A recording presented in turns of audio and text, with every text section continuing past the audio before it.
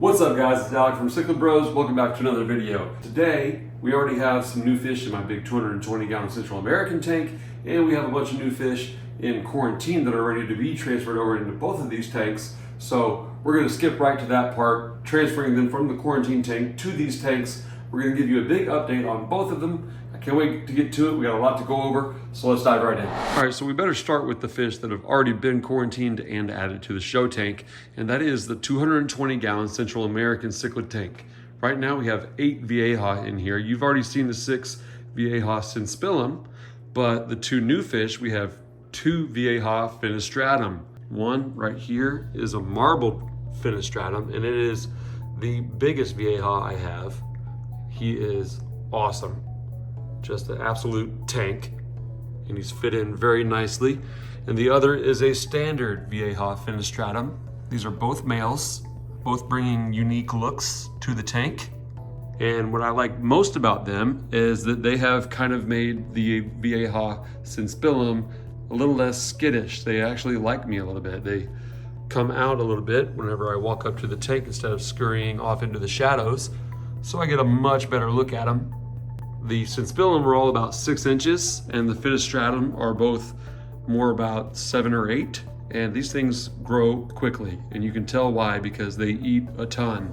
I've been feeding them a mix of pellets and also veggie flakes because they are mainly herbivores. The protein kind of helps them grow a little bit faster, but you want to be careful with how much protein you feed them because you don't want to give them bloat or any diseases from a non-natural diet. So I would say they mainly get flakes more than anything, but this tank is awesome. It is a work in progress because we have a lot of room in this tank. These fish will get really big and the stock list might change. For example, the Synspilum, right now we have 6. We might dwindle it down to a pair or maybe just a single male, depending on how they get along together. We'll see how that goes. And also, I'm just always on the lookout for more Vieja that can fit into this tank. It's a little bit tricky because these fish are pretty big and they can be a little bit aggressive to smaller Vieja. And Vieja are kind of rare, hard to find online. So I always keep my eye out on any websites that sell Central Americans. And if they have any, 6+ inch Vieja, I might go ahead and get them. But right now they're kind of hard to find, so taking it slow and steady. But the fenestratum have already been quarantined and added to this tank, and they've been doing great now for a couple weeks. So that's the 220 as of right now until about a few minutes. Now moving right over here to the 180 gallon Mbuna tank. This stock list is mainly Musobo deep Magunga. They are dimorphic. The yellow ones are the females. And then these black and blues are the males. Just one of the coolest fish I've ever seen. The demeanor population has dwindled because, as per their reputation, they are very aggressive to their own kind. So they kind of picked each other off one by one until now we just have one lone male, and he's completely not aggressive at all. He's actually been very nice. So that's probably how we're going to leave that. We're not going to have a demeanor colony, unfortunately. We do have a elongatus chuir colony, and this is the dominant male. I love the look of these guys, and he's kind of been the tank boss lately. One of the biggest, one of the most colored up, and he's doing great. Here's an example of a subdominant Musobo deep Magunga where they are starting to get the blue and black, but there's a little bit of yellow just so they don't get picked on. They don't want to upset the male. In the back here you see my dominant JLo reef male. We do have a colony of them.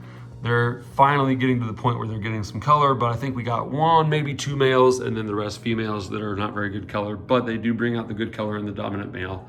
And that's just one of my favorite fish. The main thing when you look at the tank from a wide perspective that you can see is the yellows and the blues. And I really like that in this tank, about this tank. It's one of my favorite parts about Mbuna tanks is that mix of yellows and blues. So that is a good lead in to what we have in quarantine. So let's check it out. All right, so my quarantine tank is over here in my unfinished storage room where I keep my water change supplies and extra equipment, things like that.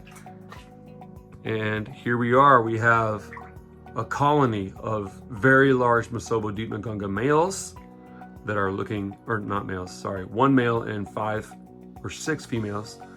And we also have one of my favorite species. This is the Masonite reef. Once he's fully colored up, he will be white with black bars. And once in a while these guys are kind of like mood rings. You know, anytime I try to get the camera out, they kind of color down so you can't really see. And they can change colors so quickly.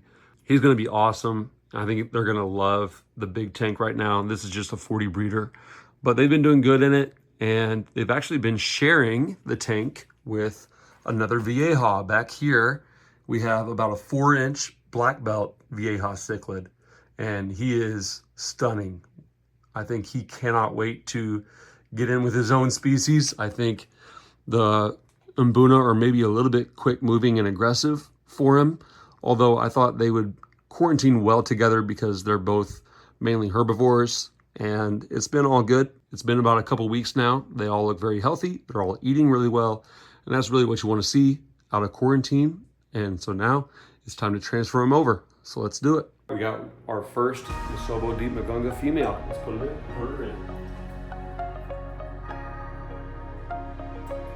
Got a couple more females here. Got the Mason Reef male. These Mbuna really do not like getting caught. Magunga female number 4. The Magunga male has finally been caught. There you go, buddy. And the last of the Mbuna from quarantine. And here it is. The Vieja has been added. Here's the black belt over here, getting a feel out of the tank. Through quarantine, this black belt has I've just really loved him.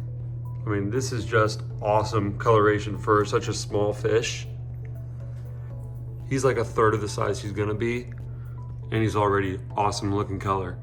And you can really tell how big the other ones are compared to him.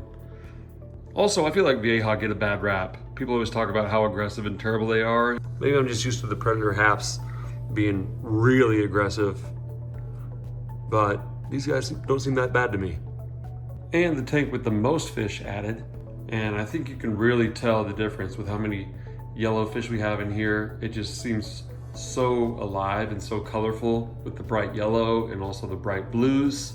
The Magunga all get full size, like some of these new ones you can really tell, like this one right here is one of the new ones. Definitely one of the biggest in the tank, if not the biggest. But once these fish reach full size and maturity, this tank's gonna seem way more full, and that's how Mbuna like it. They like the overstocking, overcrowding, dissipate the aggression. I love the way the tank looks. It looks so much more full, although I still think we can add more. And kind of like I said with the 220, I'm just gonna keep looking, and I might add to the Magunga colony, or besides that, I might just add like single fish here and there, single males that are full grown that I like the full color of. But I think as far as colonies go, I think we're pretty much set on this tank. So what's next for these two tanks? Obviously the 220 is still a very young tank. I've only had the Vieja in there for a few months. Before that it was predator haps, and it's still kind of set up for predator haps with a minimalist escape and just a few rocks. It does work for Vieja because they do like a lot of open water swimming, but they are a little more skittish. They do like some line of sight breaks and some hiding spots. I would like to make it more of a biotope with the Central American theme with some driftwood and things like that. So I got some ideas for aqua decor backgrounds. As far as the 180, like I said, I'm going to continue to add some awesome little single males, probably more full grown, and I'll keep an eye out for that. So definitely make sure you like and subscribe if you want to keep up to date with the continued evolution of these two tanks. Thanks so much for watching, and we'll see you next time.